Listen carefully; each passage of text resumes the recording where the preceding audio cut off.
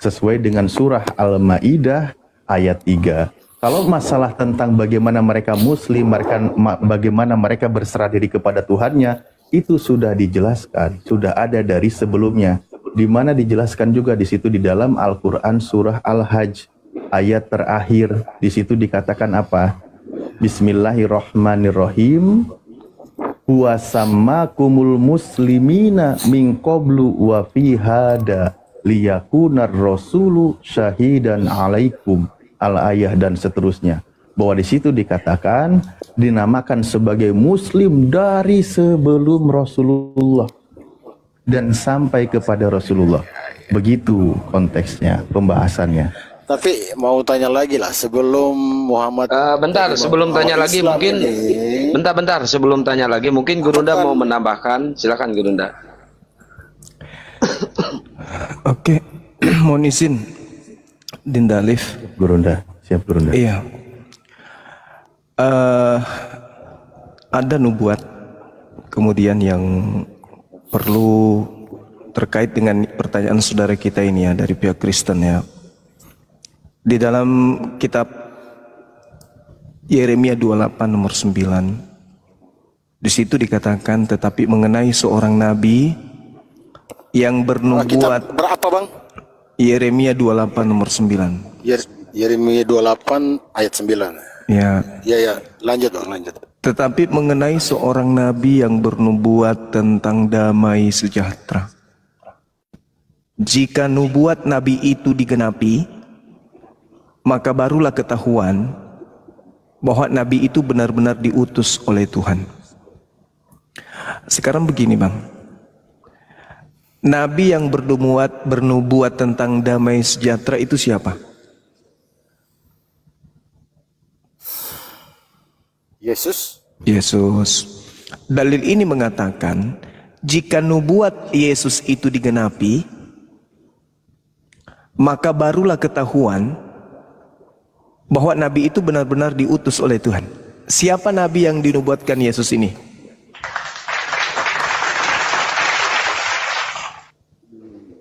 Yesus tidak pernah menubuatkan nabi lain lagi. Tadi Anda mengatakan siapa yang menubuat tentang damai sejahtera. Anda mengatakan Yesus. Sekarang saya tanya, kalau Yesus bernubuat tentang damai sejahtera, lalu nubuat Yesus ini digenapi, pertanyaan saya, siapa nabi yang dinubuatkan Yesus di dalam Yohanes 14 nomor 16 nomor 26, Yohanes 16 nomor 7, 8, 9, 10 sampai nomor 15. Siapa yang menggenapi damai sejahtera itu? Ya, yang menggenapinya kan Yesus. Maksudnya Yesus bernubuat tentang dirinya? Ya, yang saya tahu nubuatan-nubuatan tentang nabi-nabi sebelumnya itu tertuju pada Yesus, Bang. Ini Yesus yang sedang bernubuat kan? Anda sendiri yang menjawab tadi. Tetapi mengenai seorang nabi yang bernubuat tentang damai sejahtera, kan Yesus mengatakan itu kan? Kurung saulan, 3 minggu. Ya saulan 2 minggu. Celewedos.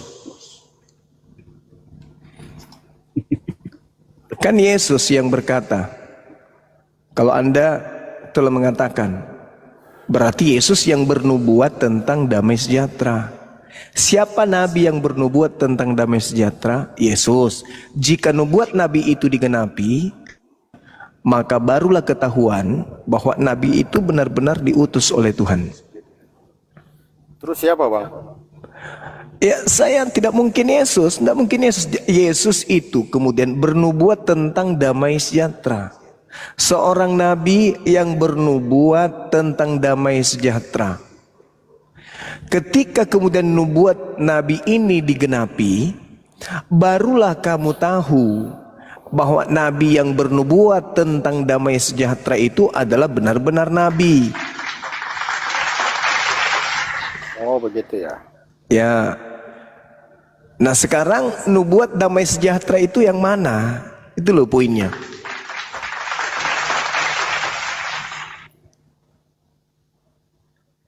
Saya juga bingung, Bang, ini. Nah itu dia, makanya kalau saudara bingung, coba Anda baca Kisah Para Rasul 3 nomor 2223. Coba abang aja yang baca, soalnya saya Baik. mau pakai HP, Bukankah di dalam kitab Tauratmu dikatakan bahwa Tuhan akan mengutus seorang nabi yang sama seperti Musa, dan siapa yang tidak mendengarkan nabi itu akan dibunuh dari umat kita. Kisah Para Rasul 3. Ya. Kisah Rasul 3 nomor 2223.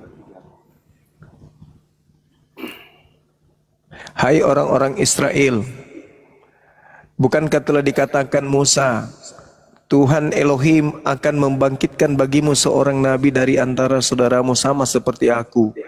Dengarkanlah dia dalam segala sesuatu yang dikatakannya kepadamu. Dan akan terjadi, siapa yang tidak mendengarkan nabi yang sama seperti Musa itu akan dibasmi. Dalam bahasa Yunani, basmi ini exolotereu, artinya dimatikan atau dibunuh atau dilenyapkan dari umat kita. Siapa yang tidak mendengarkan nabi yang sama seperti Musa ini akan diperangi, akan dibasmi, akan dilenyapkan, akan dibunuh. Sekarang siapa nabi yang sama seperti Musa, yang ketika dia mengajarkan ajarannya, orang-orang yang tidak mendengarkan ajarannya itu diperangi.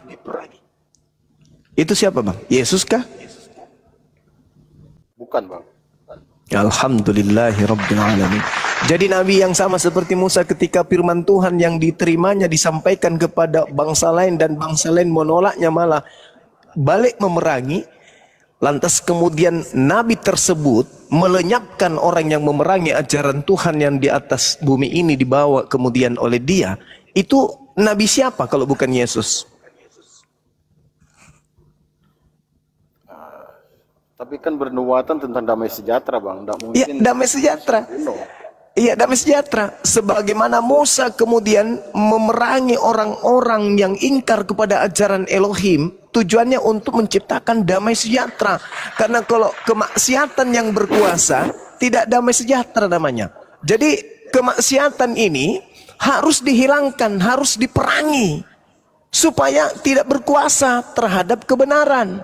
Maka dia harus diperangi. Bukan berarti damai, tidak ada peperangan, tapi maksiat merajalela di mana-mana.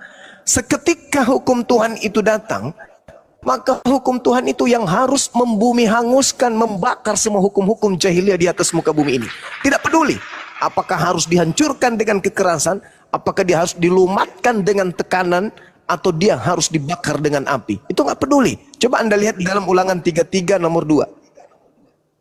Tuhan akan datang, terbit dari Sinai, kemudian ke Zair, lalu berakhir di mana? Di Paran.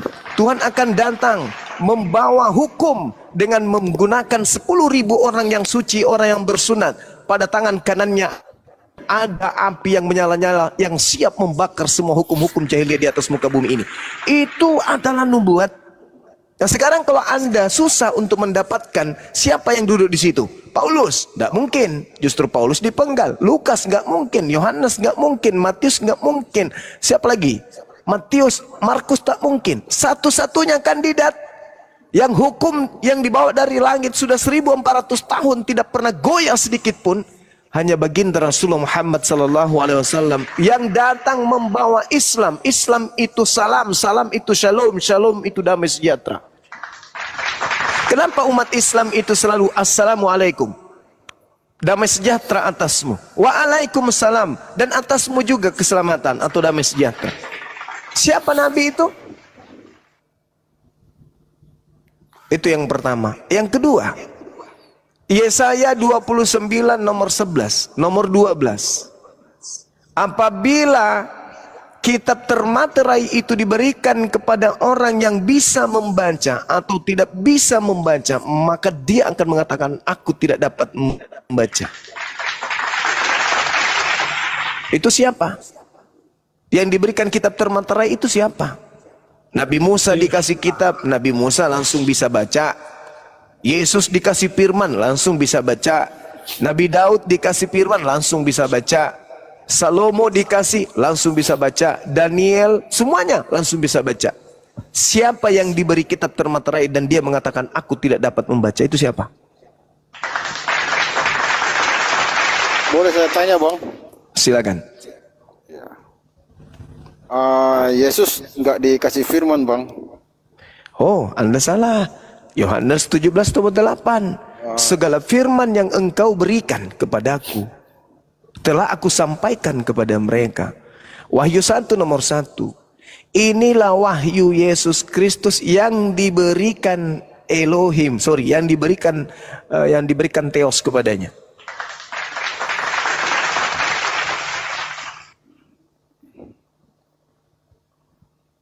Tapi kan, Bang, kalau ini sorry ya, Bang, maaf. Silakan. sebelumnya. Iya, Dinda Alif mungkin sorry ya, Dinda. Tapi kalau Guru Dhamma, dinubuatkan aku langsung membawa damai sejahtera kan nggak mungkin untuk membunuh manusia atau meraja manusia atau melakukan manusia itu secara keji agar mengikuti sesuatu. Oke. Anda tahu tidak bahwa Tuhan Elohim itu salah satu gelarnya adalah Sar Salom? Apa artinya itu? Sar Salom artinya apa? Raja damai. Itu gelar Tuhan. Tapi Anda tahu tidak perintah-perintahnya kemudian kepada Nabi Musa? Bunuhlah, bunuhlah, bunuhlah, bunuhlah, bunuhlah, bunuhlah. Karena kemaksiatan memang itu harus dihapuskan. Kemungkaran itu memang harus dihapuskan. Kejahiliaan itu memang harus dilenyapkan. Kebenaran yang hak harus menang di atas kejahatan.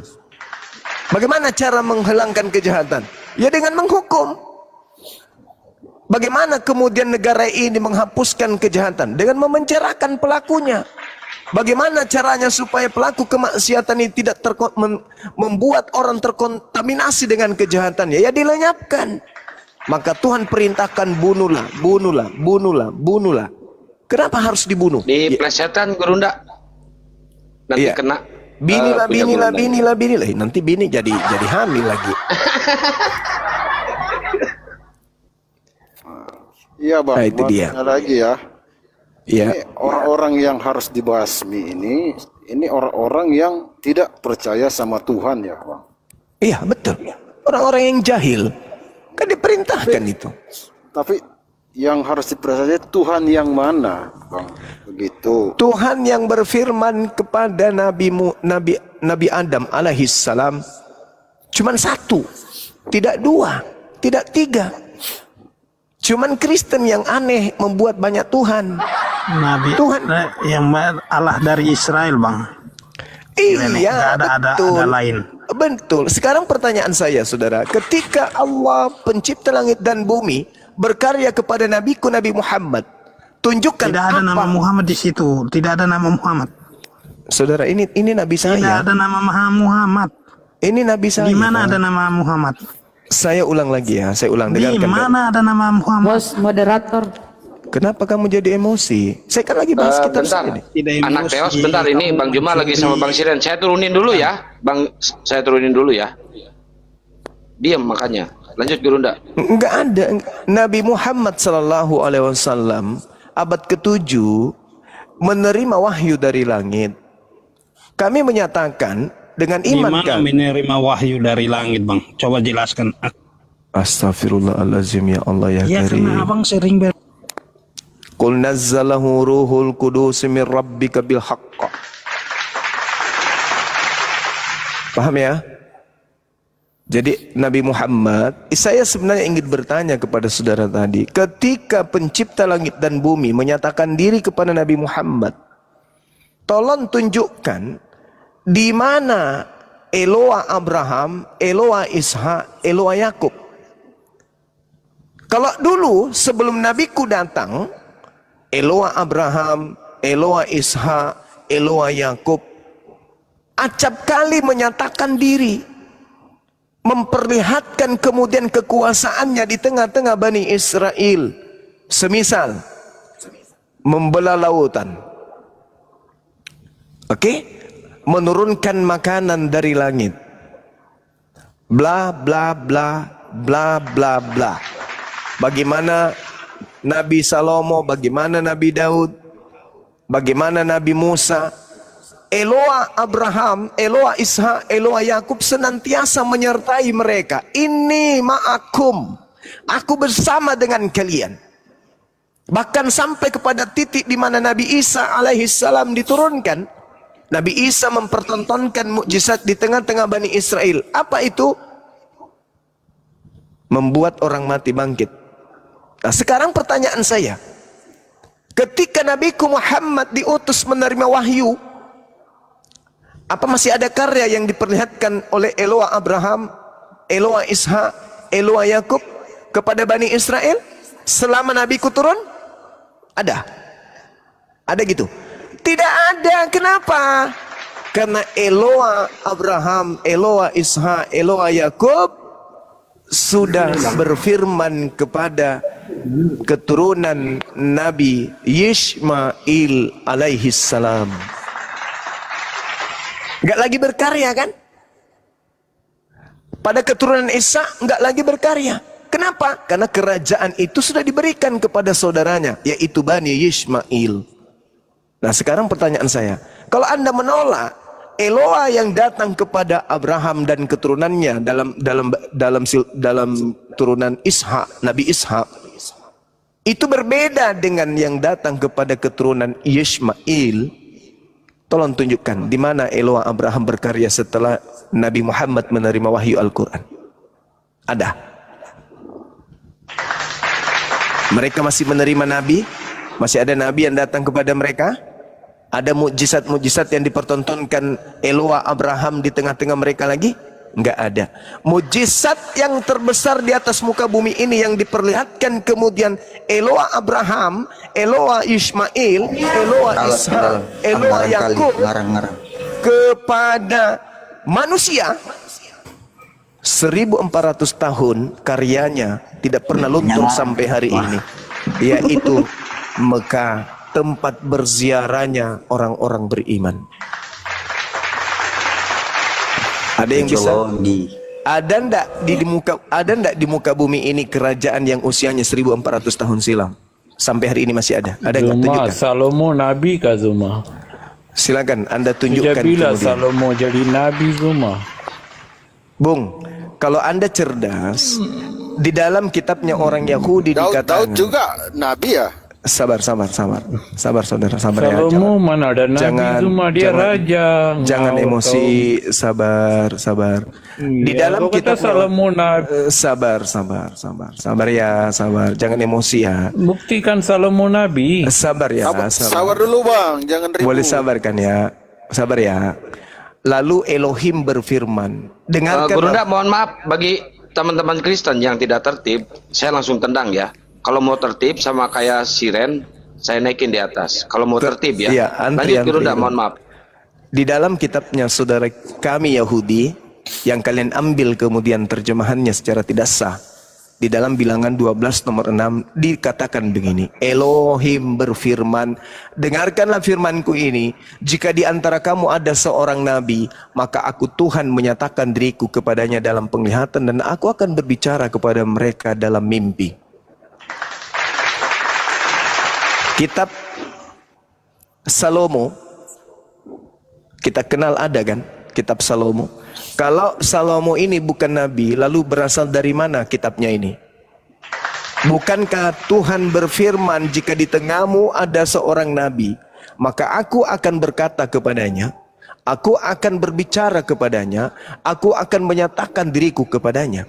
Nah sekarang kalau Salomo ini tidak dapat penglihatan Tuhan, apakah Anda ingin mengatakan bahwa kitab-kitab yang diimani oleh saudara Yahudi itu adalah karangan-karangan Salomo aja? Atau Bang, itu tanya, Bang. Atau itu adalah firman yang Salomo terima? Kalau itu adalah firman yang Salomo terima, di mana orang Kristen yang tidak ada malunya bermuka tembok mengatakan Bible, perjanjian lama, perjanjian baru itu firman Tuhan katanya. Berarti tulisan Salomo diakui berarti itu adalah firman Tuhan. Berarti Salomo adalah nabi. Berdasarkan bilangan 12 nomor 6. Jangan malu-maluin Kristen. Makanya kalian itu harus banyak belajar dulu kalau mau berhadapan dengan Bang Suma. Silakan. Mau tanya lagi Bang. Silakan. Waktu semua nabi ini terima wahyu dari Tuhan, apa ada saksinya Bang? Yang namanya wahyu Bang, Iya. berbeda kalau yang datang membawa surat itu tukang pos.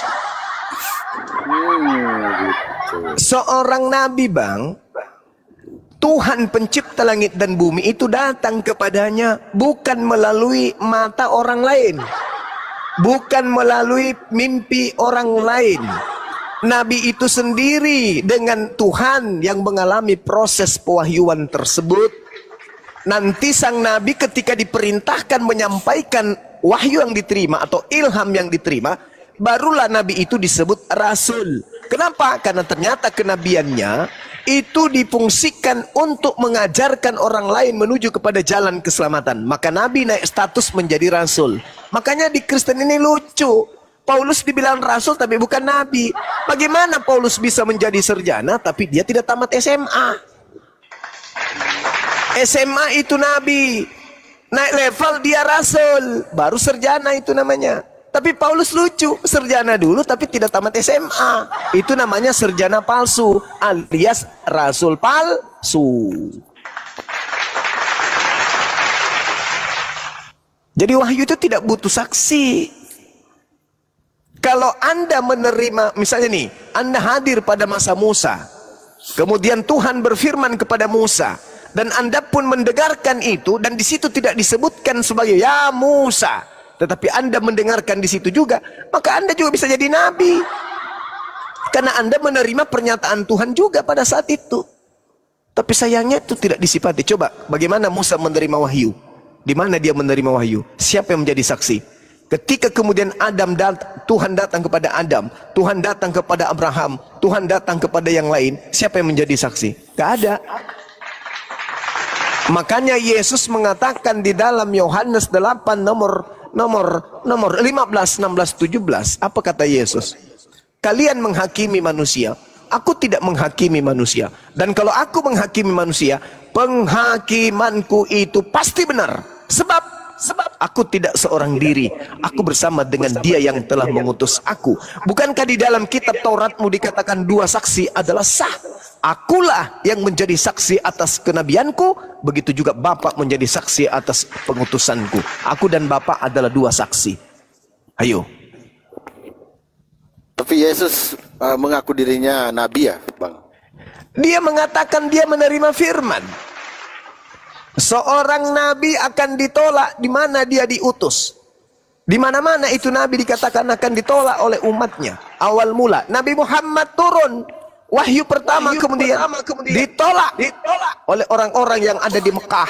Kemudian beliau hijrah ke Madinah. Seperti itu saudara. Nabi Musa diusir dari perkampungan menuju kepada kampung yang sudah dijanjikan oleh Tuhan.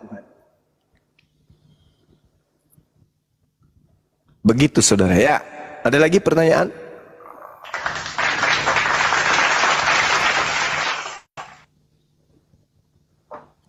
Iya Bang, saya dari tadi masih mikir soal pembuatan damai sejahtera itu Bang. Saya bantu. Mikirnya saya begini, damai sejahtera kok harus membunuh orang begitu? Saudara, ya, coba tolong dibantu Bang. Saya masih bingung ini. Oke, begini kawan. Kalau ada penjajah datang ke Nusantara, ini ya sederhananya ya. Izin Bang Sherry di mute, suaranya feedback Bang Sherry di mute. Nanti kalau udah mau ngomong baru dibuka lagi mic-nya ya. Iya. Oke, lanjut Gurunda. Hostnya minta tolong di mute aja, di mute aja langsung. Dia nggak tahu. Iya. Jadi ketika ada penjajah datang ke Nusantara ini, namanya penjajah membunuh, kemudian di Selat Sunda misalnya, membunuh di Sumatera, membunuh di Sulawesi. Apa yang kita lakukan? Gelitik-gelitik mereka. Supaya damai, maka penjajah itu harus kita usir. Tentu namanya penjajah melakukan perlawanan dong. Nah sekarang ketika mereka melakukan perlawanan, apa yang kita lakukan? Main gitar? Tentu tidak. Hukum Tuhan harus ditegakkan. Harus ditegakkan. Makanya ada yang dikatakan nabi diutus dia. Kenapa nabi-nabi itu biasanya menjadi raja, pemimpin? Karena dia butuh kekuasaan untuk mengajarkan hukum Tuhan kepada orang lain. Cuma bukti secara histori, Nusantara ini dijajah oleh penjajah 100% non muslim yang menjajah Nusantara ini. Itu secara histori, secara sejarah yang tercatat dengan tinta darah. Hancur di mana-mana. Peperangan kemudian harus diadakan. Harus ada perlawanan. Siapa yang mengadakan perlawanan?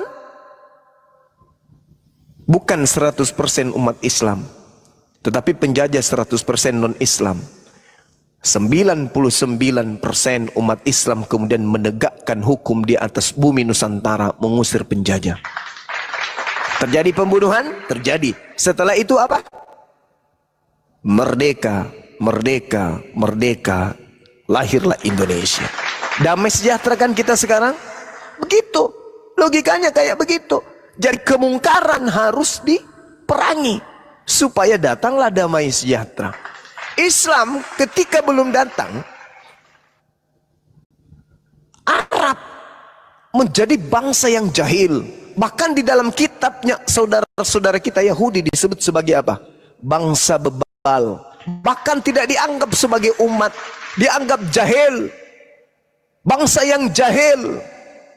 Tetapi kemudian kejahilan itu, kebodohan itu, kemudian kejahiliaan dihapuskan dengan datangnya Islam. Jadilah damai sejahtera. Begitu juga di Nusantara. Peperangan terjadi di mana-mana. Jadilah damai sejahtera. Nah sekarang teorinya begini. Teorinya begini.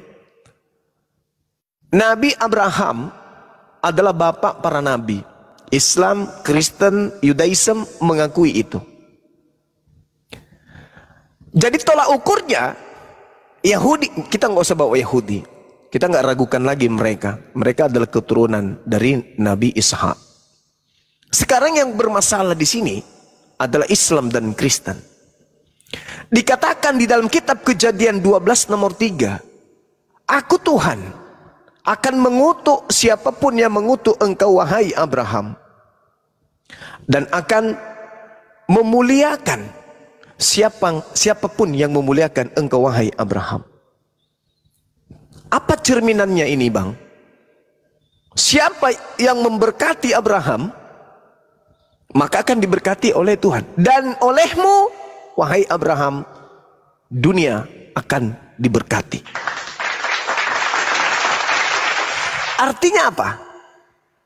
Kalau dunia ini melakukan pemberkatan kepada Abraham, maka dunia ini akan dipenuhi oleh berkat Tuhan. Sebaliknya, kalau alam semesta ini, bumi ini dipenuhi oleh orang yang mengutuk Abraham, maka dunia ini, bumi kita ini akan dikutuk oleh Elohim, Tuhannya Abraham. Sekarang ada dua senjata yang harus kemudian mewarnai bumi ini, Islam dan Kristen. Tatanan apa yang dibawa oleh Islam ketika masuk ke Nusantara? Apa yang diajarkan oleh Islam? Mengajarkan penduduk atau pribumi untuk melakukan pemberkatan kepada Nabi Abraham alaihissalam tanpa henti-henti. Allahumma salli ala Sayyidina Muhammad wa ala alihi Sayyidina Muhammad kama sallaita ala Sayyidina Ibrahim wa ala alihi Sayyidina Ibrahim. Setiap hari 24 jam lisan umat Islam melakukan pemberkatan kepada Abraham, tidak ada henti-hentinya. Semakin menyebar umat Islam ke seluruh penjuru bumi, maka semakin banyak orang memberkati Nabi Ibrahim alaihissalam. Dan janji Tuhan, siapa yang memberkati engkau Abraham, aku akan berkati, dan olehmu bumi ini akan diberkati. Sebaliknya, Kalau di Indonesia ini penuh dengan orang Kristen, adakah orang Kristen memberkati Abraham? Nonsen, bullshit. Kristenlah ini kelompok manusia yang mengutuk Abraham alaihissalam. Apa kutukannya? Satu, mereka menuduh kalau Hagar, istri sahnya Abraham, itu adalah budak. Kedua, mereka menuduh anak tunggal yang pernah mendapatkan julukan anak tunggal, anak sematawayang ini sebagai anak zina, anak haram, anak yang tidak sah. Yang ketiga, mereka memfitnah Nabi Abraham, orang yang tidak sabaran menunggu janji Tuhan.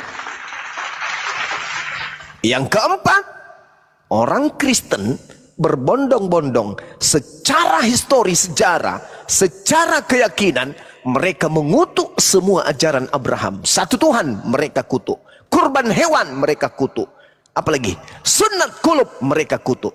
Maka kata Tuhan, siapapun yang mengutuk engkau Abraham, maka aku akan kutuk dia, dan olehmu dunia akan diberkati. Dengan kesimpulan, kalau Nusantara ini dipenuhi oleh orang Kristen, maka Nusantara ini adalah alam yang dikutuk oleh Elohim. Apakah Anda sampai di sana pemikirannya?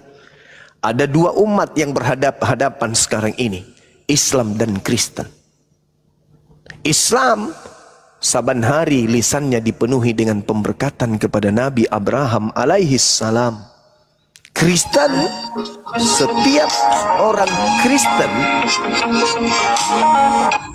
setiap orang Kristen begitu mengenal membaca, mengenal bicara, mengenal prosesi kekristenan, saat itu juga mereka diajarkan untuk mengutuk Abraham alaihissalam.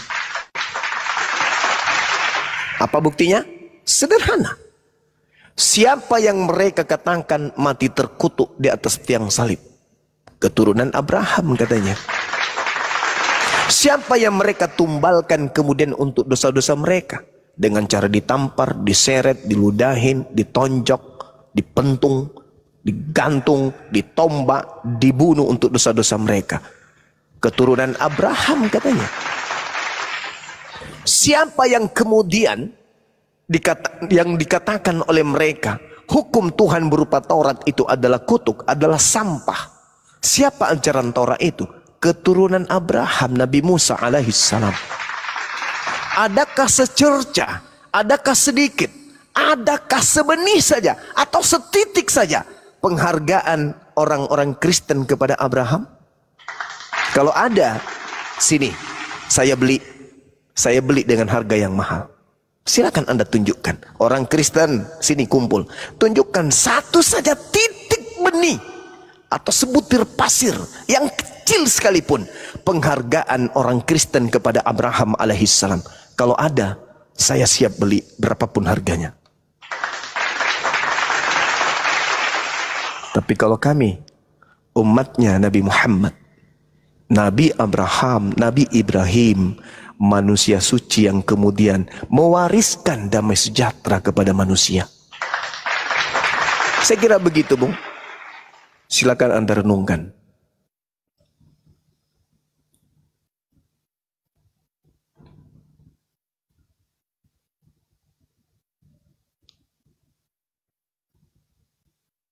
Ya, Bang Seri, dibuka mute-nya. Nah, gitu. Ya, sudah Bang, udah. Ya. Jadi begini Bang, seandainya yang orang-orang yang nggak percaya Tuhan tapi tidak berbuat kejahatan, gimana bisa dibunuh lagi Bang? Orang-orang tidak percaya Tuhan tapi tidak berbuat kejahatan. Dengan tidak percaya Tuhan, dia sudah berbuat jahat. Karena bukan dia yang menciptakan dirinya, pasti ada yang menciptakan dirinya. Itulah yang disebut Rabb. Itulah yang disebut Khalik, sang pencipta. Jadi kalau hanya duduk saja merenung, berfikir, tidak menyembah kepada penciptanya, padahal Nabi sudah diutus, Rasul sudah diutus, kitab suci sudah diberikan, tapi tetap mereka tidak bertuhan, maka dengan kata lain, detik demi detik mereka sudah melakukan kejahatan.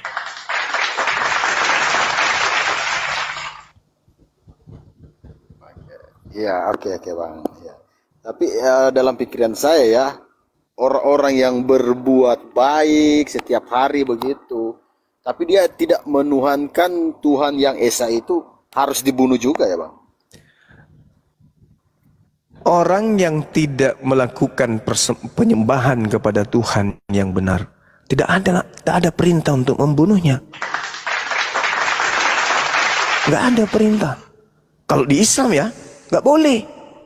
Nggak boleh membunuh manusia. Kecuali manusia yang memenuhi syarat untuk dibunuh. Siapa itu? Mereka yang memerangi. Mereka yang melakukan kejahatan pengerusakan ke atas muka bumi ini. Yang merusak tatanan dan mencelakai banyak orang. Itu wajib hukumnya. Itu dari sejak dulu itu sudah disampaikan kemudian dalam kitab-kitab suci. Yang Anda ambil terjemahannya pun masih ada di situ. Di Al-Quran juga demikian. Tapi orang yang tidak punya kemudian syarat untuk dibunuh, jangankan dibunuh, diganggu pun di Islam nggak boleh. Iya Bang, Nggak tapi boleh. dia tidak percaya kepada Tuhan, gimana itu? Ya itu urusannya. Kalau di Islam hanya diperintah untuk menyeru, serulah manusia, serulah manusia. Wa qulil haqqu mir rabbikum. Kebenaran itu sudah datang dari Tuhanmu. Mereka mau beriman, ya silakan mereka beriman. Tapi kalau mereka mau kafir, mau kufur, mau ingkar, silakan. La ikraha fiddin. Tidak ada paksaan. Sampaikan aja. Kalau mereka sampai kepada akalnya, pasti akan menerima. Tapi kalau dia lebih mengedepankan kemudian doktrin dan dogma, pasti dia tolak. Kalau dia sombong terhadap kebenaran, dia angkuh terhadap kebenaran, maka tentu dia akan menolak kebenaran itu. Dengan menguatkan alibi tentang doktrin dan dogma yang mereka wariskan dari nenek moyang mereka. Maaf ya Bang, tadi saya simak perkataan Bang Suma tadi soal begitu ada Nabi Muhammad membawa Islam, damai sejahtera ya Bang. Tapi kenyataannya di Timur Tengah sana perang terus Bang. Sekarang saya tanya, yang menciptakan alat untuk perang siapa? Ya manusia Bang. Siapa manusianya? Ya manusia. Iya, manusia itu apa agamanya? Gak tahu saya Bang. Nah itu dia. Anda kemudian membuat sesuatu supaya sesuatu yang Anda buat itu laris, maka Anda harus membuat propaganda. Anda harus membuat satu masalah. Anda harus melakukan satu riset. Bagaimana caranya supaya barang Anda itu laku. Maka perang terjadi karena adanya unsur adu domba. Ada unsur politik yang diciptakan oleh penguasa yang seenak perutnya menjadikan bumi ini seperti apa yang mereka mau. Contoh misalnya, tiba-tiba saja dunia menjadi beku. Penguasa mengatakan ada COVID. Ya kan? Masih baru-baru ini. Seluruh dunia tunduk kepada aturan. Apatah lagi kalau cuman mau membuat dagangan mereka laris sepenguasa ini, maka sedikit aja disuntikkan isu, disuntik di sana isu, disuntik di sana isu. Apa yang terjadi? Umat Islam itu juga manusia. Mereka bukan malaikat. Ketika terjadi hal-hal yang menyinggung perasaan mereka, meskipun seakidah, kalau dia lebih mengedepankan unsur politiknya, kecintaannya kepada kelompoknya, maka terjadi perang. Siapa yang menciptakan alat perang itu? Laris. Bertepuk tanganlah mereka. Inilah yang dilakukan dari dulu kaum penjajah, termasuk Belanda, mengadu domba kemudian kerajaan-kerajaan yang ada di Nusantara ini. Itu pekerjaan sibilisisis. Jadi bukan berarti begitu Islam turun, wah langsung Islam itu tak ada lagi maksiat di dalamnya. Tak ada lagi orang-orang yang melakukan maksiat. Ingat Bung, justru iblis itu pengaruhnya lebih kencang kepada orang Islam daripada orang Kristen. Saya katakan, bagi orang Kristen itu tak ada lagi iblis. Iblis sudah pensiun. Kenapa? Karena mohon maaf nih, Al-Quran saya mengatakan, Kristen adalah, orang kafir itu adalah saudara-saudaranya iblis. Inna kaidah syaitan kana daif. Iblis itu pengaruhnya lemah. Iblis itu cara menyesatkannya itu lemah. Yang membuatnya kuat adalah saudara-saudaranya. Contoh, adakah kemudian iblis turun ke bumi, memperlihatkan dirinya di depan kita, lantas mengajak kita bermaksiat? Nggak ada. Nggak ada. Yang mengajak kita bermaksiat adalah sesama kita manusia. Itulah saudara-saudaranya iblis. Siapa mereka itu? Ya, saya katakan, iblis lebih paten menggoda kepada orang Islam dan tidak lagi menggoda kepada orang Kristen. Kecuali pada saat orang Kristen ingin meninggalkan Kristen, barulah iblis bekerja di situ. Jangan mau keluar. Di sini enak. Semua makanan boleh, semua minuman boleh, ibadah pun tidak wajib. Semau Anda mati langsung surga. Nah itu. Wa ikhwanuhum. Ya, silakan. Bang, ya. bukannya setan itu kan sudah dimualafkan, Bang? Hah? Setan dimualafkan? Iya, Bang. Nggak ada setan dimualafkan. Yang saya dengar-dengar ya jin sudah dimualafkan sama Nabi. Oh, beda kalau jin.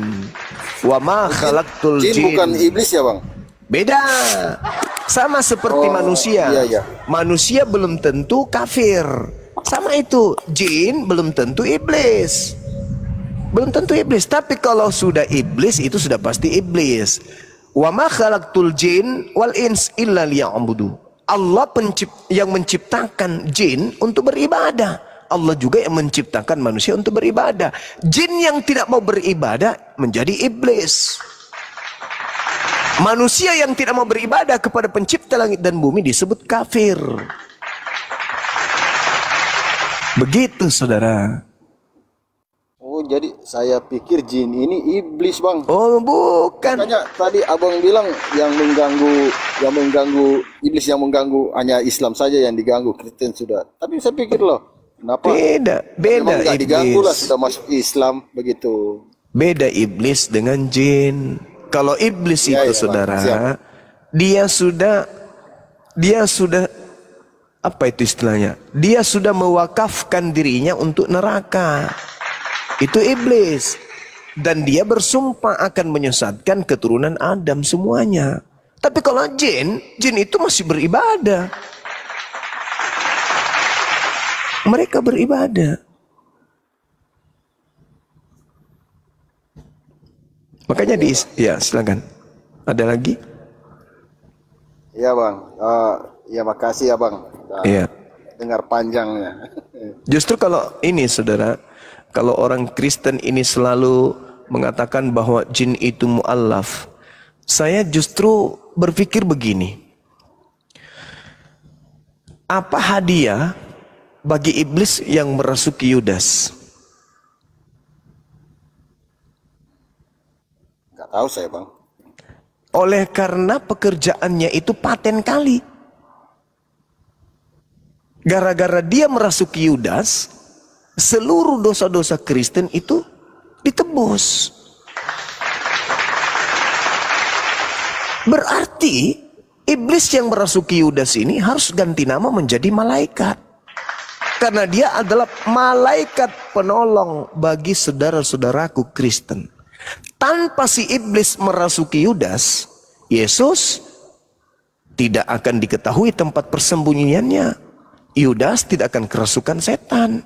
Dan Yesus sendiri mengatakan dalam Yohanes 6 nomor 70, bukankah aku yang memilih engkau yang 12 orang? Dan satu di antaramu yaitu Yudas adalah iblis.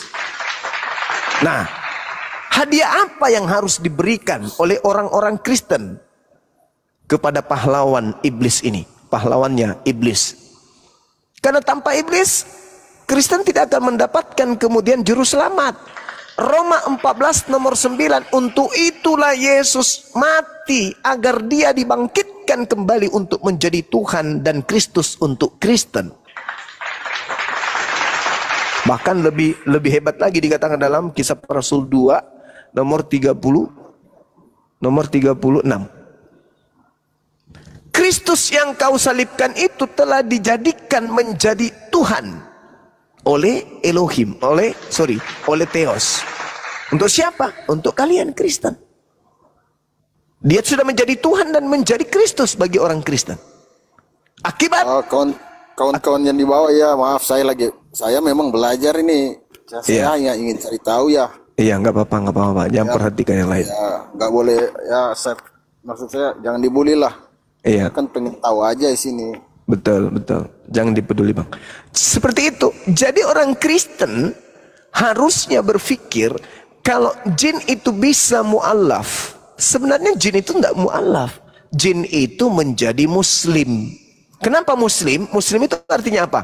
Berserah diri. Kepada siapa? Kepada Tuhan.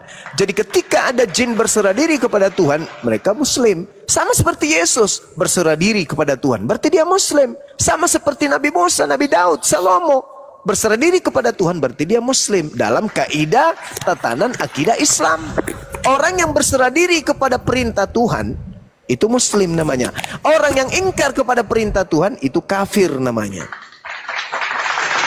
Nah, jadi iblis yang telah menghadiahkan salib kepada Kristen, ini cocoknya disebut malaikat lagi, bukan iblis lagi maksudnya. Malaikat penolong Kristen adalah Sibilisis. Itu kesimpulan saya terakhir. Silakan, Bang. Iya, Bang. Iya, Bang. Udah.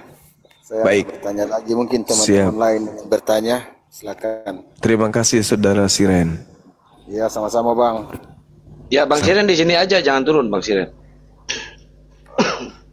Harepa, selamat malam Harepa. Hosea, selamat malam Hosea. Mungkin ada teman-teman lain ingin naik, Bang. Ya, Iya, biar Bang santai. Biar turun kalau memang mau turun, enggak apa-apa. Iya. Oke, terima kasih semuanya. Siap. Terima kasih ya. Sama-sama, Bang Siren. Malam. Ini nggak bisa ya? Ya, Bang Hosea, Halo. ada yang mau ditanya, Muslim apa Kristen, Bang Hosea? Iya. Mohon izin. Assalamualaikum warahmatullahi wabarakatuh. Waalaikumsalam warahmatullahi wabarakatuh. Iya. Muslim, Bang.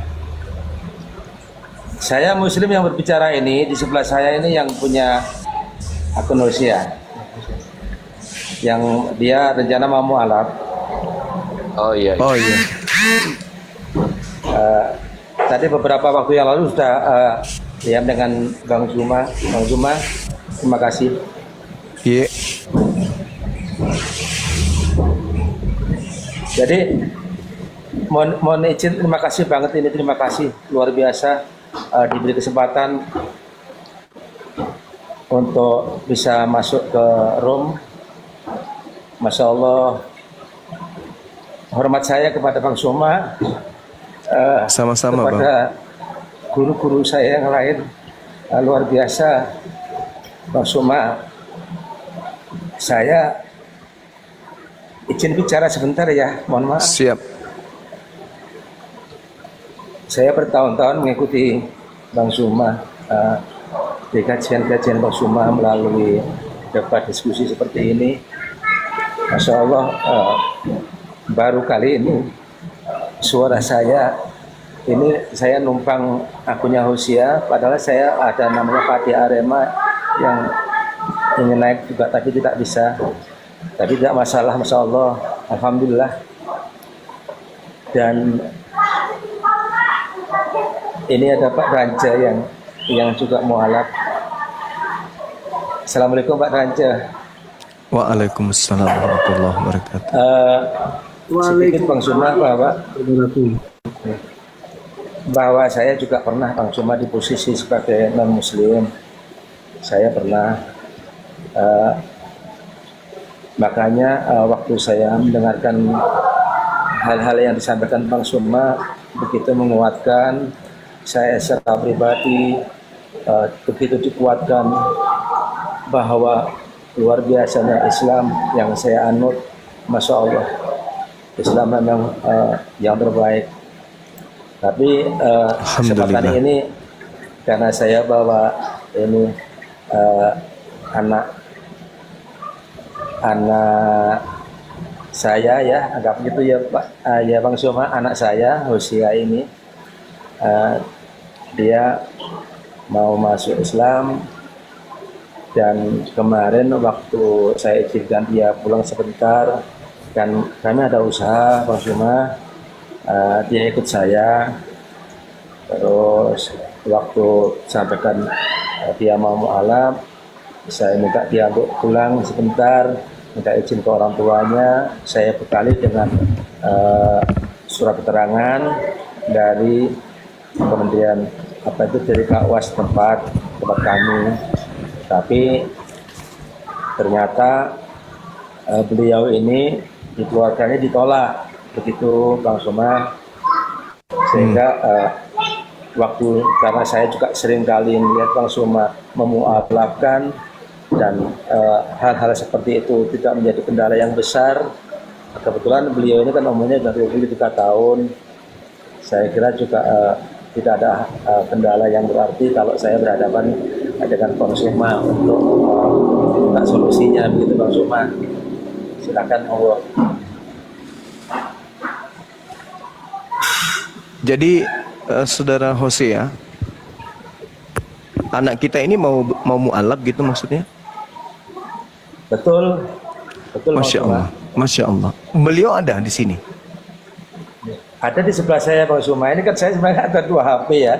Alhamdulillah, Masya Allah. Jejerkan, cuma dari akunnya Hosia yang bisa masuk. Sementara saya kan tidak bisa.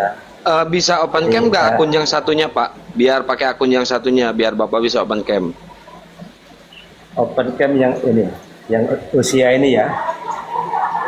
Iya. Coba. Boleh. Atau dibantu ini aja, di follow teman-teman, biar bisa open cam.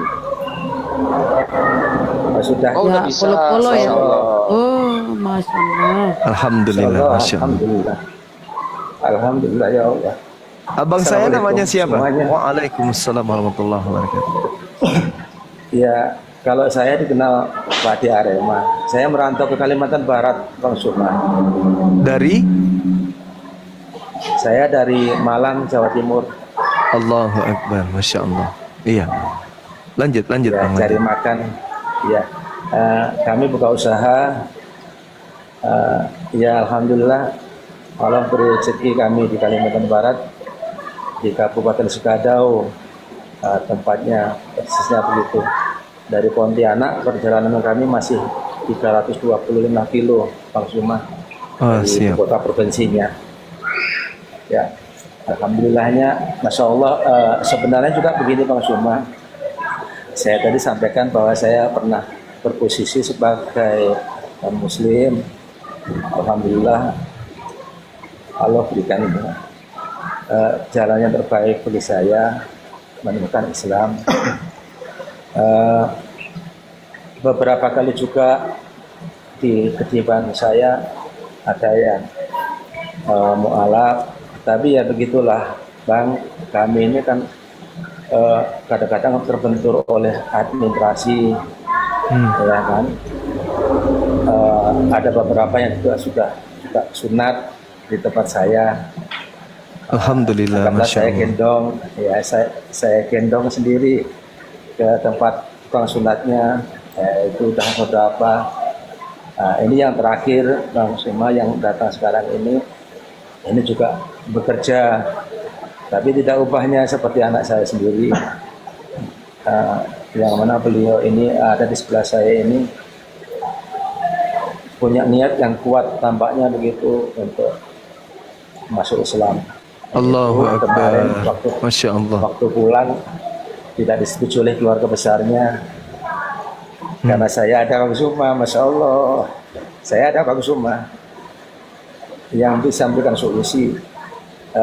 Kan saya juga sudah konsultasi dengan guru-guru saya di sini. Tidak apa-apa, mu'alaf saja, tidak ada apa-apa, mu'alaf saja.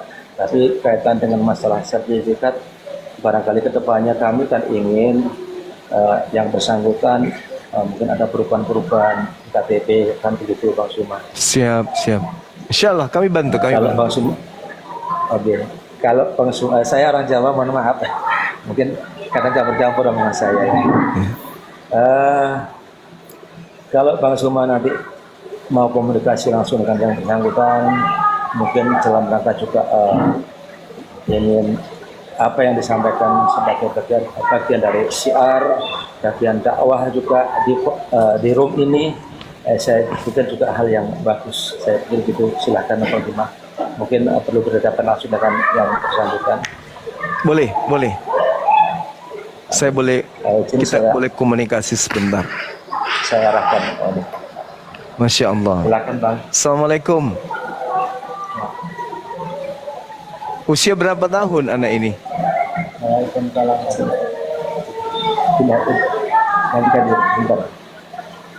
Usia berapa tahun? 24 tahun. Iya. Tadinya dari agama Katolik atau Protestan? Protestan. Ini sudah yakin betul masuk Islam? Alhamdulillah, Masya Allah. KTP tertulis agama Protestan? Ya, KTP masih Oh iya. Nanti serahkan KTP-nya ke kami, fotonya ya. Foto, kemudian tanda tangan di atas kertas putih. Nanti kirim ke Kian Santang, ke forum debat. Nanti minta nomor kontak beliau. Kemudian kami buatkan, nanti kita kirim. Nanti Adinda di sana, Adinda Hosea yang cetak di sana. Itu sudah lengkap, itu sudah sah secara negara, sudah sah, dan itu sudah menjadi identitas, sudah punya sertifikat. Kalau boleh tahu, sudah sunat belum? Kalau sunat sudah. Sudah, alhamdulillah. Oh iya, nggak apa-apa. Yang penting sudah dipotong dulu si ucoknya kan ya. Jadi dia nggak pakai helm. Pantas aja mau bisa sampai ke Islam, ternyata nggak tertutup lagi kepalanya, udah terbuka. Terus iya, mungkin kita syahadat ya. Kita langsung proses syahadat ya, Dek. Boleh ya? Oke. Dinda Alif sudah monitor? Ya, aku monitor Gurunda. Oke, aku baik. Monitor. Baik. Itu kontaknya sudah Atau ada Gurunda, iya lebih bagus kirim dulu KTP ya. Oke, baik. Silakan, kita tunggu. Dicatat nomor saya, Pak Hosea. Dicatat nomor saya. KTP sebentar ya. Iya. Ya, nanti dipotong KTP. Izin. Tadi masih mengambil KTP. Iya. Ustadz, Siap. Bang Suma masih mengambil KTP. Iya, nggak apa-apa, Bang. Abang sehat, Nomor Bang, kan, ya? teleponnya. KTP-mu siap? Ya, Dicatat dulu nomor WA sayanya, Pak. Oh ya. Nah, itu Kang, iya. Oke, sebentar. Dicatat dulu ya. Nomor WA-nya. 081 Iya. 21 Iya. 474 474 Ya, itu. 9002. Ih, 9002. dibantu jeda. Iya. Iya, dibantu jeda. Dikirim ya ke WA, dipoto, dikirim ke WA. Sama tanda tangan di atas kertas putih ya, Bang. Oke. Alhamdulillah, Allahu Akbar. Berarti malam ini insya Allah ada 2 orang Gurunda yang mau syahadat. Nanti ada Bang Winci mau syahadat. Masya Allah. Bagi beliau Subhanallah. masih di jalan. Semakin banyak orang yang mu'alaf, Masya Allah. Semakin banyak orang yang murtad juga. Wih, Bang Harep, Pak. santai bro, santai bro. Jangan panik, jangan terguncang. Enggak panik. Jangan terguncang. Sebaliknya juga banyak yang murtad. Simak Bang ya. Jangan terguncang. Simak, Bang. Santai. Di mute dulu. Iya. Udah, Bang? Sekalipun berzina berdosa masuk surga, kan begitu. Santai, bro. Jangan nangis, Bang. Jangan nangis, Bang. Jangan nangis, Bukan sabar, nangis, Bang. enggak nangis Simak ya. loh. Aku ketawa Iya, bagus, simak. bagus kalau masuk Iya. itu saudara saya Iya, Bang. masuk Simak ya Bang ya. Iya, Dia nggak mau lagi menuhankan. Dia nggak mau Setan lagi juga menuhankan termasuk Tuhan. Islam kok. Dia nggak mau lagi Abang menuhankan di bawah. Tuhan Udah terkutuk. Bunda, Iya, nanti setan rungkat juga udah Bunda. masuk. Nanti rungkat Bun, udah di bawah. Ya turun. Makanya moderator host biar kita ini atur. Oh sudah pelit kali pun. Jangan marah-marah Bun, santai Bun.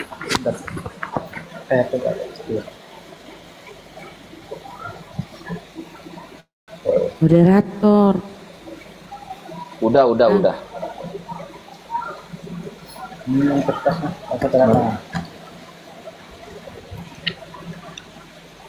Foto dulu.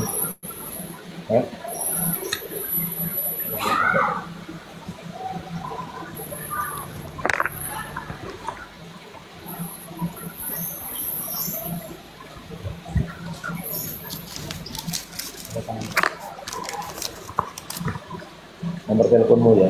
Sabar ya teman-teman ya. Kita lagi nunggu Tanda tangan KTP-nya. sekalian lah. Iya, tanda tangan di atas kertas putih polos ya Bang. Yang jelas kan. Di bawah KTP apa? Sambil di tab-tab layar teman-teman. Iya, di bawah Laporannya KTP diklik ini. juga ya. Siap, iya. Ini nomor Ya, abang yang belakangnya 5100 ya Bang?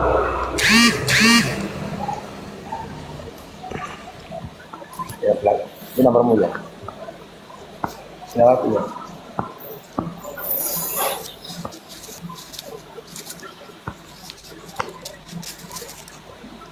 Seperti itu Bang.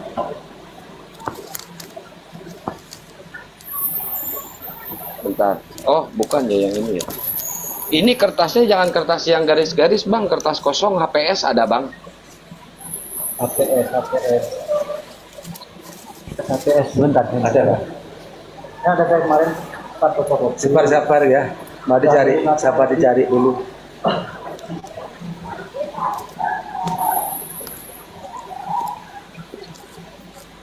Ini KTP-nya sudah itu Gurunda di ke depan pengurus. Tadi saya sarankan ke Gurunda, KTP-nya sudah di pengurus itu Ustaz Alif. Iya, udah dengar. beliau bahwa kalau kita masuk Islam untuk mengikuti kepada kajian-kajian Bang Suma agar semakin menguatkan keimanan dia yang baru. Masya Allah. Terus kami Sudah pun bisa juga sadar ingin, Gurunda? Boleh. nanti kepada Bang Suma dan guru-guru yang lain supaya kami diarahkan bagaimana membantu dia untuk tetap berpegangan iman Islamnya secara baik agar tidak goyah. Ya, maklum kami ini juga berada di satu kondisi yang sangat mungkin untuk tergiur. Kertasnya.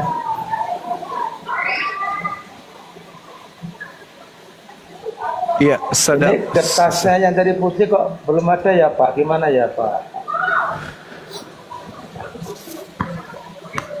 Nanti menyusul kali ya tanda tangannya ya Gurunda. Nanti menyusul tanda tangannya. Tadi di lembaran kertas itu kan ada ininya, Bangku, ada tutupnya kan ya. Ada sampul penutup buku tadi kan putih ya, dan tak ada garis-garisnya tuh. Di situ aja, Farab di situ aja, tanda tangan situ aja di sampingnya, gak apa-apa. Ada kan?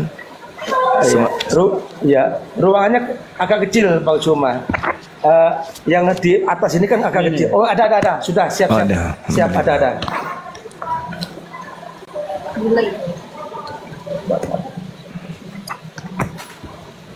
KTP sekalian. Kok dua? Aduh, karena tuh pulpennya ya mana sih yang sekali? Masya Allah Bang Hosenya, Abang Hosenya wajahnya. Kayak gitu. Ini udah lama nih.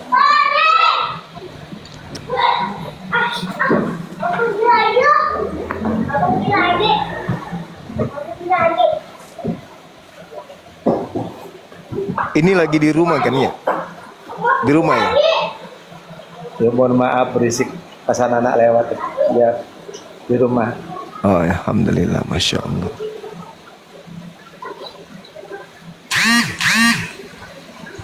Oke, bisa. Ini dia Sahabat-sahabat baru semua. pulang dari kampung asalnya. Oh, iya. Di kampuangnya, Kampuang. Langsung gerak cepat Bang Suma. Iya, di kampungnya. Ya, sudah bisa Guru Ndak dituntun. Boleh. Baik. Boleh ya? Tangan kanannya. Sorry, saya pingin tanya dulu nih. Ada nggak paksaan masuk Islam, adik Hosea? Tidak ada paksaan. Tidak ada paksaan, karena memang betul-betul keinginan sendiri. Boleh nggak sebelum kami menuntun syahadat, kami ingin mendengarkan dari mulut Adinda Hosea sendiri ikrar bahwa menurut Dinda Hosea, Yesus itu hanya makhluk ciptaan Allah Subhanahu wa ta'ala. Bisa ucapkan itu? Silakan.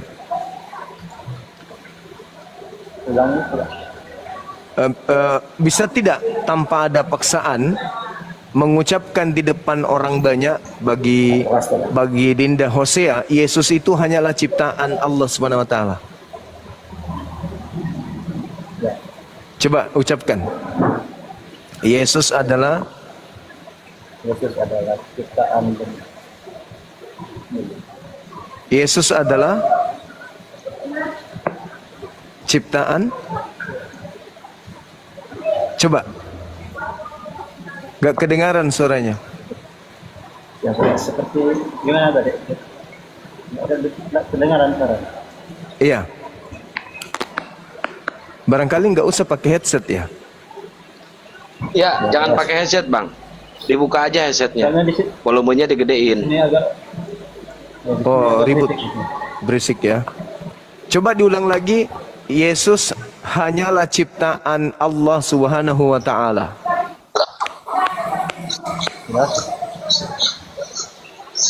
Coba.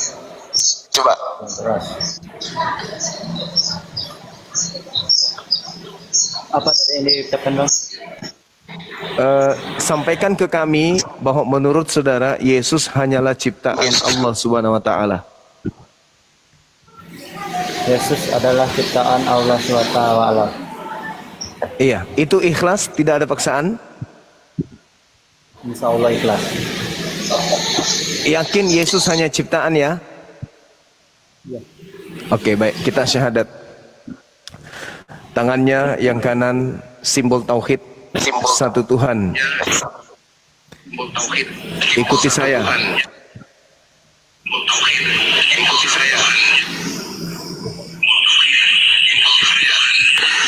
Itu HP-nya satu dimatikan.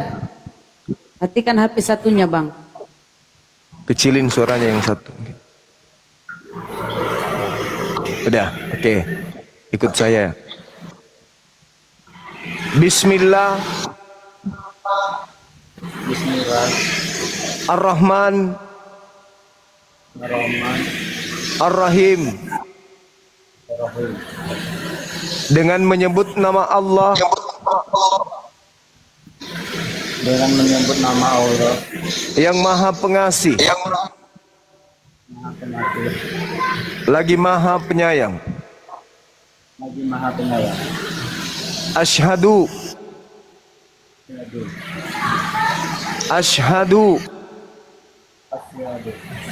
Allah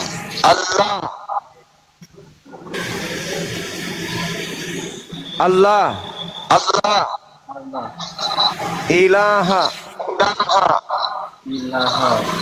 illallah wa asyhadu anna Muhammadan Rasulullah. Aku bersaksi bahwa tidak ada Tuhan selain Allah. Tidak ada Tuhan selain Allah. Dan aku bersaksi bahwa Nabi Muhammad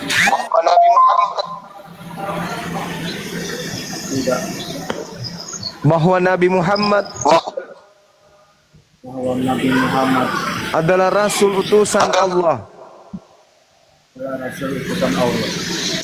Sah. Allahu Akbar. Masya Allah. Allahu Akbar, Allahu Akbar, Allahu Akbar. Iya, sah saudara-saudara sekalian. Masya Allah, adinda kita, ananda kita Hosea, kita sudah menjadi saksi ya bahwa beliau sudah memeluk ajaran agama Islam. Ya. Masya Allah, Bang. Hafidah barakallah fik. Ya. Mudah-mudahan setelah ini ya saya melihat, aduh, bisa ditutup aja itu dek, ribut kembali di kuping. Suaranya dikecilin, mic-nya ditutup.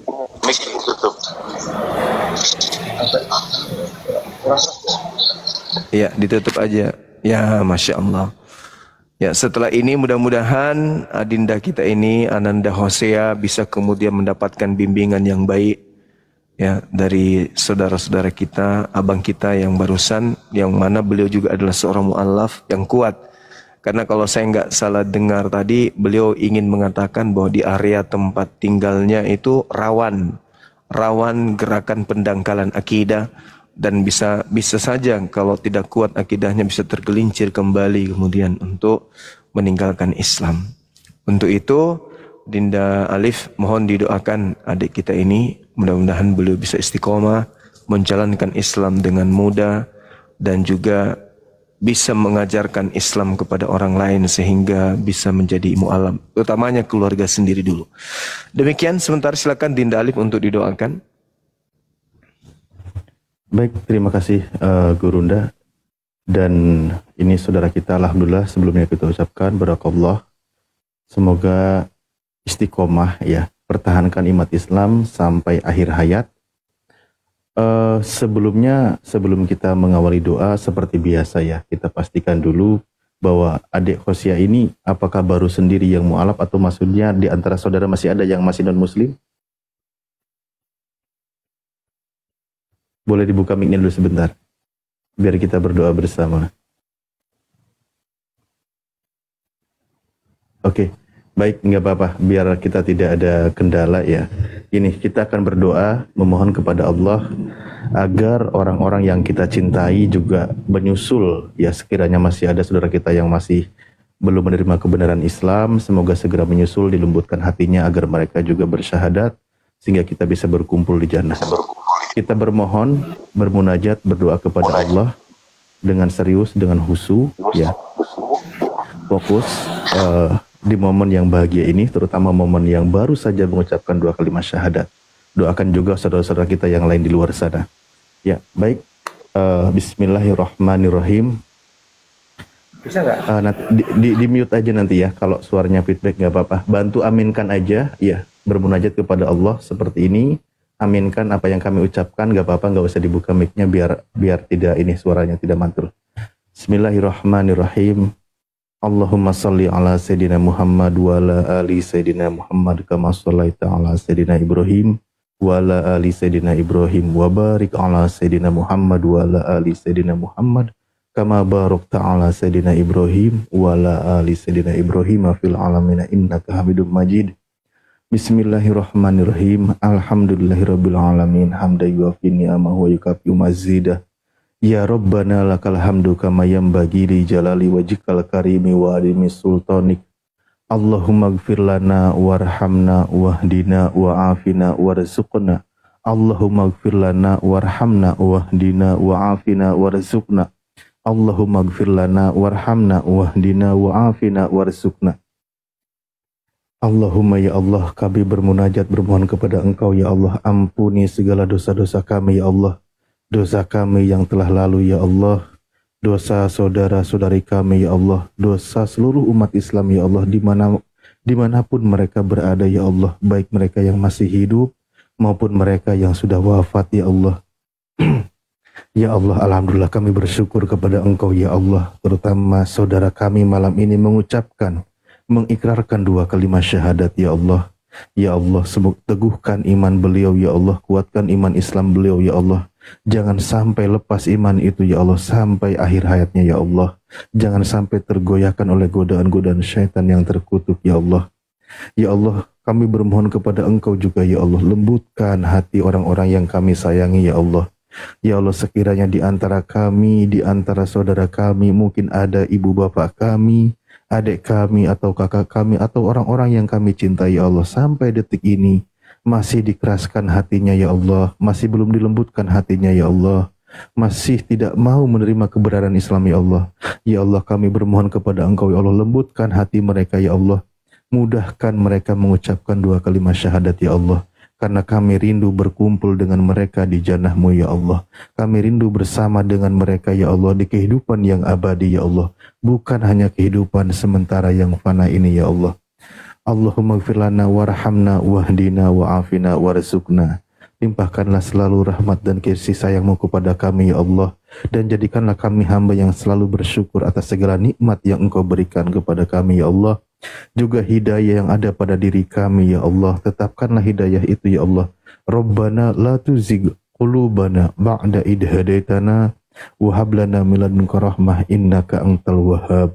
Ya Allah, jangan Engkau cabut hidayah itu ya Allah, hidayah yang ada di diri kami ya Allah, setelah Engkau berikan hidayah itu kepada kami ya Allah. Ya Allah, ampuni segala dosa kami ya Allah dan seluruh dosa saudara-saudari kami ya Allah, dan berikan kekuatan kepada kami ya Allah. Limpahkanlah rizki-Mu kepada kami ya Allah, mudahkan segala urusan kami ya Allah. Rabbana afrigh alaina sabra wa sabit aqdamana wangsurna alal qaumil kafirin. Ya Allah, kuatkanlah pendirian kami ya Allah, kokohkanlah pendirian kami ya Allah, kuatkanlah perjuangan kami ya Allah. Di antaranya ya Allah, kami sedang menjalankan perintah Engkau ya Allah untuk menyampaikan kebenaran Islam ya Allah. Kuatkanlah pendirian kami ya Allah, berikanlah kesabaran kepada kami ya Allah. Fangsurna alal qaumil kafirin, dalam menghadapi kaum-kaum kufar ya Allah, yang selalu memerangi agama Engkau ya Allah. Wangsurna alal qaumil hasidin, berikanlah pertolongan-Mu kepada kami ya Allah dalam menghadapi orang-orang yang hasad terhadap agama Engkau ya Allah. Wangsurna alal qaumil munafikin, dan juga berikanlah pertolongan kepada kami dalam menghadapi kaum-kaum munafik ya Allah. Berikanlah kesabaran, tetapkanlah kesabaran kepada kami ya Allah. Rabbana hablana min azwajina wa dzurriyyatina qurrata a'yuni waj'alna lil muttaqina imama. Ya Allah, berikanlah juga kami pasangan dan juga generasi ya Allah yang soleh dan soleha ya Allah, yang beriman kepada Engkau ya Allah dan mengajarkan kebenaran kepada saudara-saudarinya ya Allah, mempertahankan keimanan ya Allah. Rabbana atina fid dunya hasanah wa fil akhirati hasanah wa qina adzabannar wa adkhilnal jannata ma'al abrar ya azizu ya ghafar ya rabbal alamin. Subhana rabbika rabbil izzati amma yasifun wassalamun ala mursalin walhamdulillahi rabbil alamin. Bi barakati suratil Fatihah. A'udzubillahi minasyaitonir rajim. Bismillahirrahmanirrahim. Alhamdulillahirabbil alamin arrahmanirrahim maliki yaumiddin. Iyyaka na'budu wa iyyaka nasta'in. Ihdinas siratal mustaqim. Siratal ladzina an'amta 'alaihim ghairil maghdubi 'alaihim waladdallin. Oke, Bang Hosea, seperti biasa mungkin bagian pesan dari kami sebagaimana orang-orang yang baru saja mu'alaf. Pertama adalah pesan Allah di dalam Al-Qur'an, memang tidak ada paksaan untuk memeluk Islam. Tapi ketika seseorang sudah masuk ke dalam Islam, maka perintahnya udkhulu fis-silmi kafah. Perintah Allah, masuklah ke dalam Islam secara totalitas, menyeluruh ya. Namun hal seperti itu berjalan sesuai dengan kemampuan, bertahap, belajar. Jadi lakukan syariat Islam, terutama masalah tentang prinsip dasar Islam, mengucapkan 2 kalimat syahadat sudah, nanti latihan lagi mengucapkan 2 kalimat syahadat. Oleh Bapak juga mantu dibimbing lagi pelafalan 2 kalimat syahadat biar paham. Berikutnya juga sholat 5 waktu, kewajiban harus dijalankan, jangan ditinggalkan. Puasa di bulan Ramadan, zakat dan lain sebagainya, juga naik haji, namun itu bila mampu. Seperti itu syariat Islam harus dijalankan. Berikut juga aturan-aturan yang lainnya. Ya, bagaimana berbuat baik kepada orang tua dan lain sebagainya, itu wajib dijalankan. Nah, untuk langkah awal kesempurnaan ketika seorang mu'alaf ditekankan, disunahkan mu'akkad bahwa melakukan mandi wajib. Ya, mandi besar. Artinya Anda itu sebelumnya itu kan masa dalam konteksnya kekufuran, maka lakukan mandi besar, niatkan saja begini sederhana, saya niat mandi besar, menghilangkan hadas besar fardu karena Allah Ta'ala. Jadi habis itu dibasuh seluruh anggota tubuhnya, sebelah kanan 3 kali, sebelah kiri 3 kali, terus seluruh anggota tubuhnya semua dibersihkan, ya, bagian lubang mata, hidung, telinga, mulut semua dibersihkan, ya. Seperti itu nanti oleh bapak tadi yang di samping, bapak kan orang tuanya ya, Pak ya. Insya Allah kan sudah duluan mu'alaf, jadi dibimbing lah gitu kan, dibimbing. Berikutnya juga nanti boleh komunikasi dengan kami, tadi ada si Akang, sudah ada kontaknya, bagaimana langkah berikutnya, misalkan ingin mondok di pesantren yang fokus mu'alaf, insya Allah kita sedang persiapan, semoga dalam waktu dekat ini, atau di bulan ini sudah selesai, bulan depan sudah bisa masuk, begitu. Jadi insya Allah kita sedang pikirkan ke depannya bagaimana teman-teman mu'alaf yang ingin mendalami pelajaran agama Islam atau ingin belajar Islam, insya Allah nanti kita sediakan pesantren untuk para mu'alaf, dan para ustadz kiainya juga sudah pada siap di sana. Begitu, insya Allah nanti ada pertanyaan berikutnya dari anaknya, mungkin Bapak juga bantu dibimbing lebih jauh ya. Insya Allah kami percaya kepada Bapak. Terima kasih. Mungkin kalau dari saya itu dulu, selanjutnya kepada guru yang lain, silakan.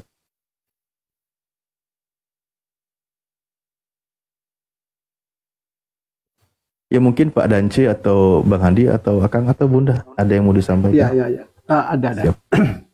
Ya, ini sebagai motivasi saja bagi ya yang mualaf itu, izin apa namanya yang barusan mualaf tadi? Kembali. Siapa namanya? Dia nama Hosea itu ya? Oh, Hosea. Oh ya, iya. Iya. Hosea telah mendapatkan hidayah. Ini sesuatu anugerah yang sangat besar. Kenapa? Karena setelah mualaf, maka sudah tentu terikat dengan hukum yang bersumber pada kitab suci Nur Karim, yakni Al-Quran. Keberuntungan Hosea, kenapa? Karena masuk dalam Islam.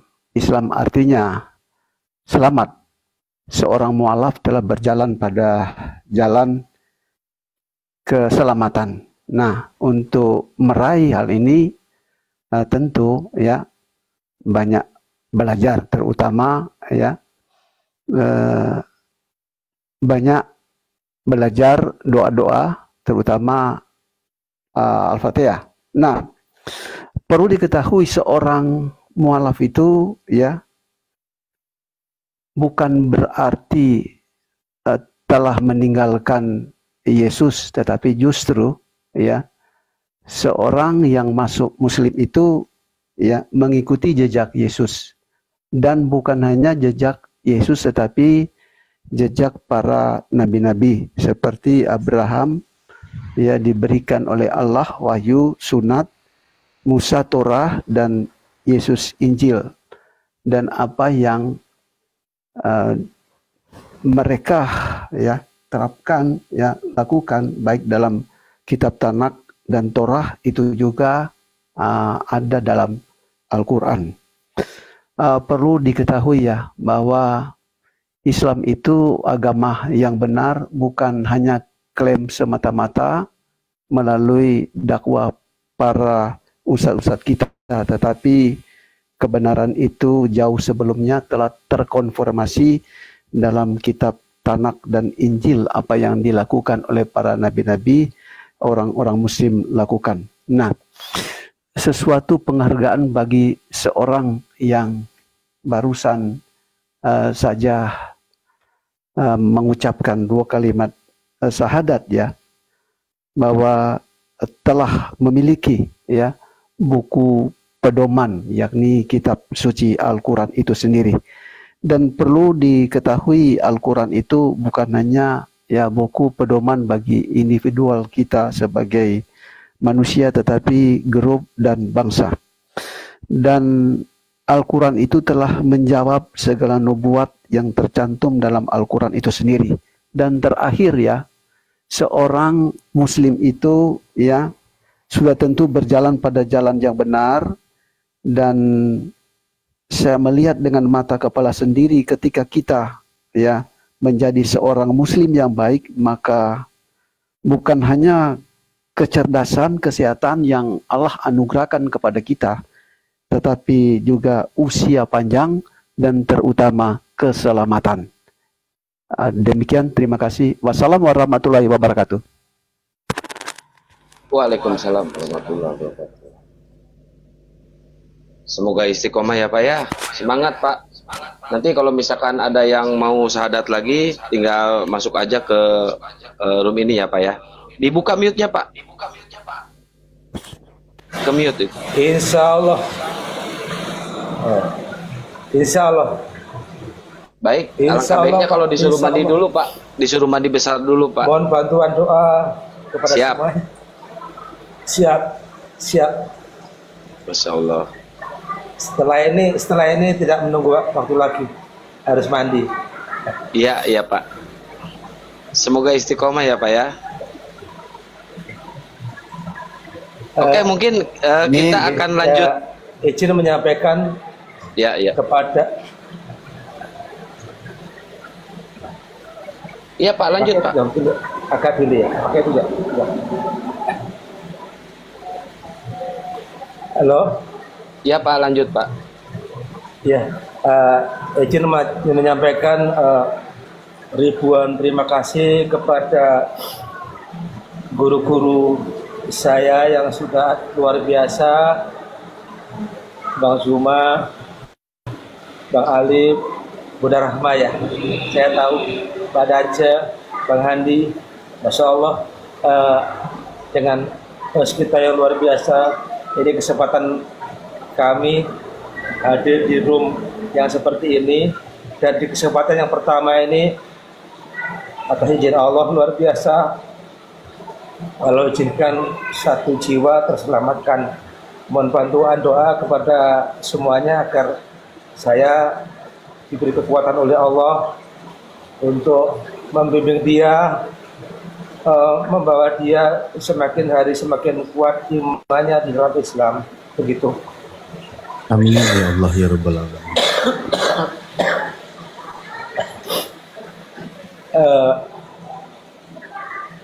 Tentu saya juga sadar ya, saya akan juga baru belajar dan akan terus belajar. Masya Allah, yang karena Allah memberikan kekuatan untuk belajar. Barangkali atas memang segala ridho dari Allah, apa yang kita ingin capai. Sekali lagi kami mohon bantuan doa dari guru-guru saya. Semoga saya dan keluarga saya, semoga anak-anak yang ikut saya itu semuanya mendapatkan jalan yang terbaik dan berusaha untuk menjadi yang terbaik di dalam capaian iman Islamnya. Begitu. Mohon maaf kalau saya mungkin banyak ngomong, Iya, Pak. mohon maaf lah. Iya nggak apa-apa Pak Apan. Pak itu namanya kan Hosea Lennon ya Pak, kepanjangannya ya Pak. Iya. Hosea Lennon, alangkah baiknya nanti Bapak siapkan nama untuk beliau ya Pak ya. Siap. Hosea Lennon itu nama yang sudah ditinggalkan ini ya. Insya Allah ditinggalkan nama itu. Nanti kita cari nama yang terbaik. Memang benar, saya minta bantuan doa. Saya ingin membantu dia. Apakah salah? Takutnya kan begini ya. Terkadang kita itu bersikap itu ya santai, tetapi ujung-ujungnya mohon maaf, pas di luar pantauan kita, santai-santai itu menjadi hilang. Mohon arahan nanti mungkin dari guru-guru saya. Ini Hosea ini saya sampaikan dari awal, dari kemarin. Pokoknya kalau sudah masuk Islam, ayo mulai sholat. Yang berat dia sampaikan pun menyadari subuh.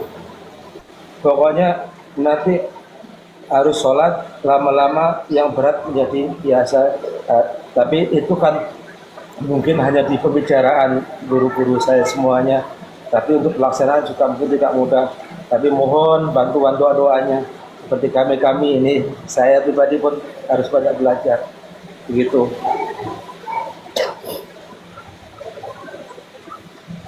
Iya. Baik, Masya Allah. Disuruh mandi dulu Pak, biar enak, adem, dan nyaman, badannya ringan. Oke, jadi ini beliau barangkali nanti waktu kita mungkin tidak sampai lama, saya suruh mandi dulu sekali ya. Ya, sampai mandi, niatkan. Kalau bahasa Indonesia seperti apa? Guru-guru kami, karena dia doanya Pak, bahaya. Doanya. Tad, doanya Tad. Iya, itu kan yang penting niat itu ditentukan maksud dan tujuannya. Makanya ketika hendak mandi besar, niatkan saja ya yang mudah, bahwa niat saya mandi besar menghilangkan hadas besar fardu karena Allah Ta'ala, itu pun sudah bisa berlaku, insya Allah sah kan gitu. Jadi niatnya sederhana seperti itu ya, mandi besar menghilangkan hadas besar karena Allah Ta'ala. Nah berikutnya juga memang ketika menjadi seorang beriman, maka sesuai dengan di dalam Al-Quran harus siap menerima segala sesuatu yang akan terjadi. Bertawakal kepada Allah, terima segala ketentuan, terima segala ujian yang datang, itu harus siap. Karena untuk menjadi mukmin yang sejati, kualitasnya akan teruji kan gitu. Al-Quran menyebutkan apakah manusia akan dibiarkan begitu saja. Ketika orang sudah mengatakan beriman, tidak, dia akan mengalami banyak ujian. Contoh yang mengalami banyak ujian dan ujian terberat itu adalah para nabi, Rasul Allah. Jadi ujian yang kita alami tentu tidak seberat para nabi, makanya kita harus niatkan bismillah, kita akan menghadapi banyak ujian dan rintangan, kuatkan iman, insya Allah kita bisa melewati semua ini gitu. Bertawakal kepada Allah ya. Ya, bentar Pak, jangan dulu turun Pak. Mungkin Bang Handi mau ada yang mau disampaikan, Bang Handi. Bang Handi. Bang Handi. Ini Bang Handi kemana lagi? Oh, Bang Handi.